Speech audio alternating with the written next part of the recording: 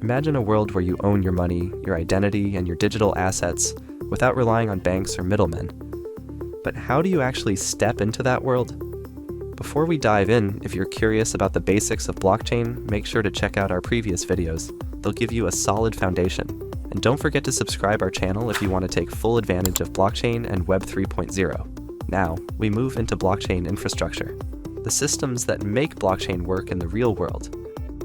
And what better place to start than the gateway to everything, blockchain wallets. What is a blockchain wallet?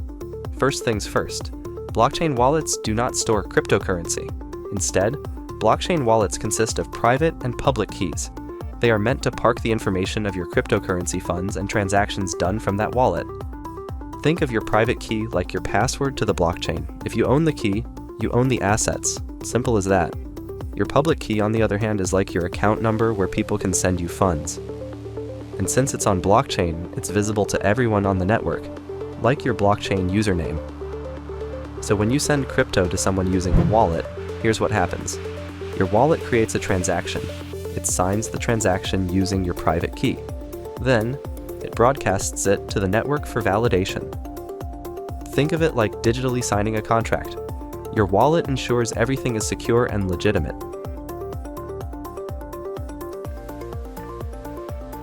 Now, not all wallets are the same. Depending on your needs, there are three main categories to choose from: custodial, self-custodial, and MPC. A custodial wallet is like keeping your money in a bank. The wallet provider holds your private keys, making it easy but risky. Example: Binance and Coinbase wallets, where users trust the wallet to store their keys. If the wallet is hacked, your funds could be compromised. Self-custodial wallets give you full control. No middleman, no bank, just you. But with that power comes responsibility. If you lose your private key, there's no recovery. Wait, what happens if you lose your private keys? It's a nightmare scenario, but it happens. That's why most self-custodial wallets will ask you to set up seed phrases. These are usually 12 to 24 words that act as a backup. And yes, you need to store them offline at a place where only you can access it. Wallets have been the prime targets for hackers. Attackers use phishing, malware, and even SIM swaps to steal funds.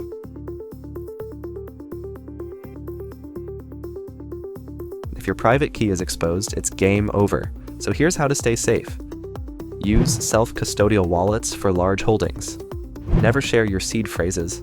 Enable multi-signature wallets for extra security. As you'd have guessed by now, wallets aren't just for sending, receiving, and holding crypto. They are evolving into digital identity vaults, storing everything from NFTs to digital IDs, health records, and even real estate deeds. In fact, you can even log into websites using your wallet. No passwords needed. It's the foundation of decentralized identity, where you control your own data. Culp Wallet is at the forefront, offering self-custody, multi-party computation security, and privacy-enhancing features. Culp Wallet's MPC technology ensures no single party ever has full access to your private key, making it highly secure. And for developers, Culp also offers an SDK, making it easy to integrate highly secure wallets into any D app. Blockchain wallets are all about control, but with great power comes great responsibility. Master your wallet security and you'll master Web 3. Curious about how blockchain stays secure without anyone in charge? In the next episode, we'll cover inside the blockchain: nodes, gas fees, and forks,